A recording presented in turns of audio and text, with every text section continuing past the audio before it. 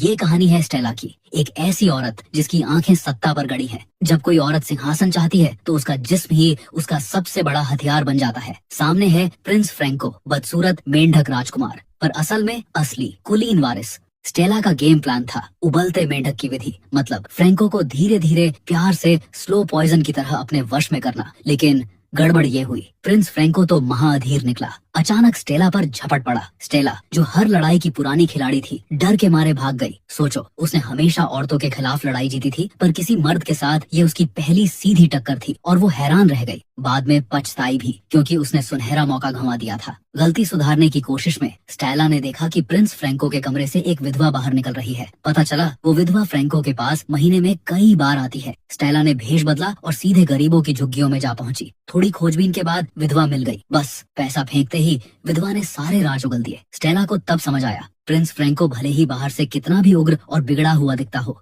पर उसे वो काम करना बिल्कुल नहीं आता था। आप समझदार हो, आप समझ ही गए होंगे। बेचारी विधवा अपनी कड़ी मेहनत के लिए मोटा इनाम कमा रही थी। स्टेला के दिमाग में लाइट जल गई। पूरा गेम प्लान क्लियर हो गया। तभी महल में जोरदार धमाका, एक बड़ी साजिश का पर्दाफाश हुआ। ये खबर 100 डेसिबल की आवाज में क्वीन ब्रांडी तक पहुंची। क्वीन ब्रांडी को पता चला कि उसका बेवकूफ बेटा फ्रैंको कुछ और लोगों के साथ मिलकर साजिश रच रहा है, तो वो आग बबूला हो गई। हमारे खानदान पर ये बदकिस्मती क्यों? उधर स्टेला खुशी से नाच रही थी। उसने उसी रात अपने लवर जीना को बुलाया ताकि थोड़ा बेड फाइट हो सके।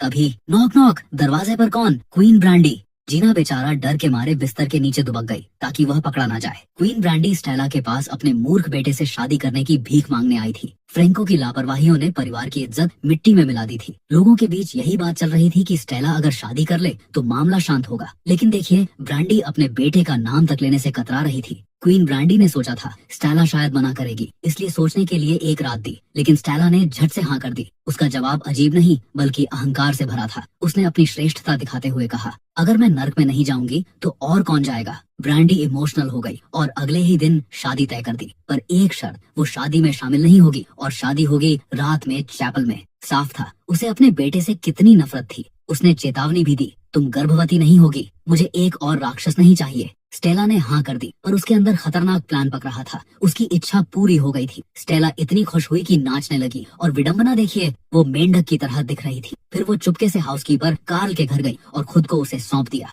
इस तरह प्रेग्नेंट होने का उसका पहला मिशन कामयाब हो गया। बदकिस्मती देखिए, यह सब खिड़की से ड्राइवर रोक्को ने देख लिया। रोक्को, जो स्टेला का पागलपन की हद तक पीछा करने वाला आशिक था। लेकिन दोस्तों, ये तो बस शुरुआत है। स्टेला का सबसे बड़ा दुश्मन अभी बाहर इंतजार कर रहा है। क्या उसका प्रेजेंट होने का मिशन कामयाब होगा? जानने के लिए तैयार हो जाओ अगले हिस्से के लिए, क्योंकि अब होने वाला है एक खून खराबा। जब उसने देखा कि स्टेला ने एक बूढ़े आदमी कार्ल को चुना तो आग बबूला हो गया। अगले दिन रोक्को ने बहाना बनाया कि क्वीन ब्रांडी ने स्टेला को बाजार सब्जी लेने भेजा है और उसे कार में बिठा लिया। पर कार में बैठते ही स्टेला को एहसास हो गया रास्ता गलत है। रोक्को की आंखें गुस्से से लाल थीं। कोई बात नहीं, कोई सफाई नहीं। उसने कार रोकी और पिछली रात जो देखा था वो सब बेरहमी से उगल दिया। मजाक उड़ाया, तुम्हें बूढ़े आदमी पसंद है? स्टेला चुप नहीं रही। उसने रोक्को को भी जबरदस्त जवाब दिया। उसे कायर कहा जो युद्ध में नहीं जाता, और न सिर्फ भगोड़ा बल्कि युद्ध पर गए दूसरे आदमियों की बीवियों का यार भी बताया। झगड़ा बढ़ा। रोक्को ने धमकी दी कि वो क्वीन ब्रांडी को सब बता देगा। स्टेला घबरा गई, रोने लगी, मिन्नतें करने लगी, मैं सच में तुमसे प्यार करती हूँ। लेकिन रोक्को ने उसका झूठ मानने से इनकार कर दिया। स्टेला की आंखें भीग गई, पर उसने बाहर सन्नाटा देखा। उदासी उसके चेहरे पर आई और फिर अचानक उसने स्टीयरिंग व्हील घुमा दिया। कार बेकाबू होकर जमीन पर धड़ाम से गिरी। धूल और धुएं का गुबार छा गया। 1 मिनट बाद स्टेला धीरे से बाहर निकली। वो घायल थी पर जिंदा थी। ड्राइवर सीट पर बैठा रोक्को मर चुका था। स्टेला ने कंफर्म किया कि रोक्को की सांसें रुक गई हैं। तब उसकी आंखों में असली आंसू आए, पर ये पछतावे के थे या डर के, कोई नहीं जान सकता। बस इतना पता है, ये पहला आदमी नहीं था जिसे उसने मारा था, और ये आखिरी भी नहीं होगा। उसी रात स्टेला ने अपना शादी का जोड़ा पहना। सफेद नहीं बल्कि चमकीले लाल रंग का। प्रिंस फ्रैंको भी नए कपड़े पहनकर दूल्हा बना। गंजे पुजारी के सामने दोनों ने जल्दी से कस्में खाई। सुंदर दुल्हन को देखकर फ्रैंको कान से कान तक मुस्कुरा रहा था, पर उसे पता नहीं था कि यह सिर्फ एक बुरे सपने की शुरुआत थी। स्टेला को गर्भ से रोकने के लिए क्वीन ब्रांडी ने दोनों के लिए 2 छोटे छोटे बिस्तर लगवाए थे। लेकिन यह सब बेकार था, क्योंकि स्टेला की शादी हो गई, उसका प्रेजेंट का मिशन शुरू हो चुका है और एक लाश भी गिर चुकी है। लेकिन असली ड्रामा तो अब शुरू होगा। एक तरफ महल में प्रिंस फ्रैंको और दूसरी तरफ वो हाउसकीपर कार्ल। स्टेला ने दोनों डिटेक्टिवों के साथ एक जैसा व्यवहार किया, किसी को नजरअंदाज नहीं किया। उसका मिशन क्लियर था, गर्भधारण, और वक्त के साथ स्टेला का पेट बढ़ने लगा। हाँ, वो वो मूर्ख मेंढक राजकुमार जिसे पता भी नहीं था कि क्या हो रहा है, वो बाप बनने वाला था। अब असली सवाल क्वीन ब्रांडी से कैसे निपटा जाए। स्टेला इसी चिंता में थी कि भगवान यीशु ने खुद उसके लिए मौका भेज दिया। पहला विश्व युद्ध खत्म हुआ और मोर्चे से लौटे सैनिक अपने साथ लाए एक खतरनाक संक्रामक बीमारी, और दुर्भाग्य से क्वीन ब्रांडी भी उसकी चपेट में आ गई। स्टेला को मिल गया गोल्डन चांस। उसने तुरंत ब्रांडी की देखभाल और खानपान की जिम्मेदारी अपने हाथ में ले ली। शुरुआत में स्टेला का इरादा ब्रांडी को मारने का नहीं था, लेकिन एक दिन क्वीन ब्रांडी की नजर स्टेला के उभरे हुए पेट पर पड़ी। उसने जबरदस्ती स्टेला को अपने कपड़े उठाने को कहा। जब कंफर्म हो गया कि स्टेला गर्भवती है, तो ब्रांडी ने अपने पूर्वजों को धन्यवाद देने की बजाय स्टेला को क्रूरता से ऑब्जर्शन कराने का हुक्म दिया। बोली, अगर ऐसा नहीं किया तो तुम्हें बाहर फेंक दिया जाएगा। स्टेला के पास सहमत होने का नाटक करने के अलावा कोई रास्ता नहीं था, पर इस पल उसके दिल में क्वीन ब्रांडी के लिए जानलेवा इरादे आ गए। उसने अपने बचपन के पहाड़ी अनुभव का इस्तेमाल किया। स्टेला ने चारों तरफ जहरीला भोजन ढूंढा। एक किताब में दी फॉर्मूले का इस्तेमाल करके उस जहर को छिपाया। अब शुरू हुआ असल उबलते मेंढक का खेल।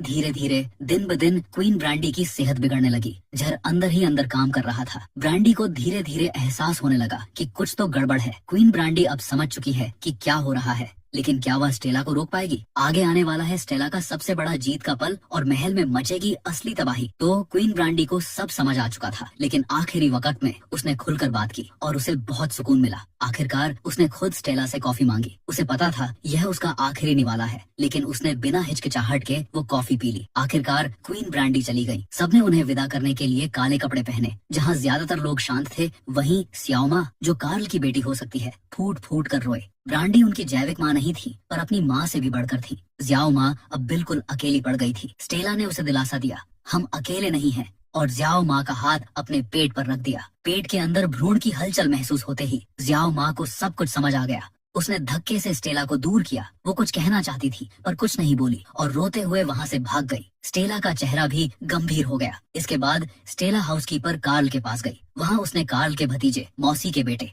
और उसकी दिवंगत पत्नी की तस्वीर देखी। स्टेला को लगा कि कार्ल पहले ही अपना परिवार बसा चुका है। स्टेला निराश हो गई। उधर कार्ल भी स्टेला से पीछा छुड़ाना चाहता था। खासकर जब उसे पता चला कि स्टेला उसके बच्चे की माँ बनने वाली है, तो वो और भी बेचैन हो गया। क्यों? क्योंकि वह नहीं चाहता था कि बच्चा उसके साथ युद्ध के मैदान में अकेला मर जाए। कार्ल ने भी स्टेला को धोखा दिया। स्टेला ने शुरू में अपने ऑडिपस कॉम्प्लेक्स, पिता जैसे मर्द की तलाश की वजह से कार्ल से मदद मांगी थी, लेकिन कार्ल ने भी उसके पिता की तरह उसे फिर से चोट पहुंचाई। कार्ल सचमुच एक निकम्मा इंसान था। उसने सालों तक अपनी बेटी ज्याओ माँ की उपेक्षा की थी और अब अपने ही अजन्मे बच्चे से दूर भाग रहा था। शायद अपनी इस मानवता की कमी को महसूस करते हुए कार्ल ने आखिरकार स्टेला की मदद की। चूंकि वो मैनेजर था और प्रिंस फ्रैंको मंदबुद्धि था, इसलिए फ्रैंको की पत्नी होने के नाते स्टेला को सब कुछ विरासत में मिल गया। इसके तुरंत बाद स्टेला ने एक बेटे को जन्म दिया। वो अब महारानी की तरह शांति से रह सकती थी, लेकिन स्टेला का दिल अभी भी कैटेनिया में अटका था। जब वो 9 साल की थी तो उसके पिता उसे धोखे से कैटेनिया ले गए थे और वहाँ की शान और शौकत का वर्णन किया था। यह बात स्टेला के दिल में गांठ बन गई थी, तो उसने प्रिंस फ्रैंको को, जो कभी घर से बाहर नहीं निकला था, कैटेनिया ले जाने का फैसला किया। स्टेला के असर से फ्रैंको अब थोड़ा बहुत बातचीत कर पा रहा था, लेकिन स्टेला को चिंता थी कि उसके जाने के बाद फ्रैंको को खुश कौन करेगा। इसलिए उसने समझदारी से फ्रैंको के लिए एक प्रोफेशनल तकनीशियन का इंतजाम किया। फिर उसने अपने घायल लवर जीना को तसल्ली दी और बच्चे को लेकर कैटेनिया पहुंची। कैटेनिया में ब्रांडी परिवार के रिश्तेदारों ने उनका स्वागत किया, लेकिन देखिए ड्रामा, सबने जिना को घेरा।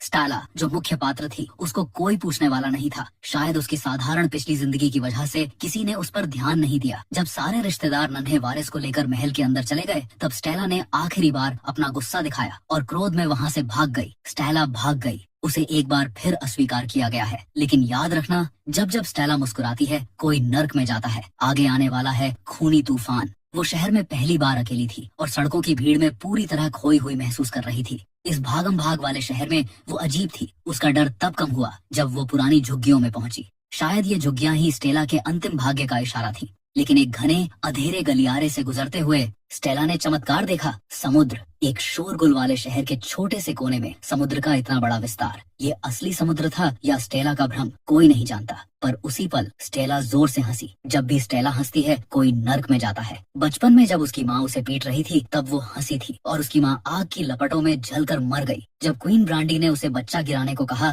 तब वो हंसी थी और क्वीन ब्रांडी को जहर देकर पश्चिम भेज दिया गया। और अब ठुकराई हुई, अपमानित स्टेला एक बार फिर मुस्कुराई है। यह मुस्कान इशारा करती है है कि कैटेनिया के कुलीन वर्ग में बड़ी अशांति आने वाली है। एक खूनी तूफान आने वाला है। इसके अगले भाग के लिए एक 100 कमेंट कर देना।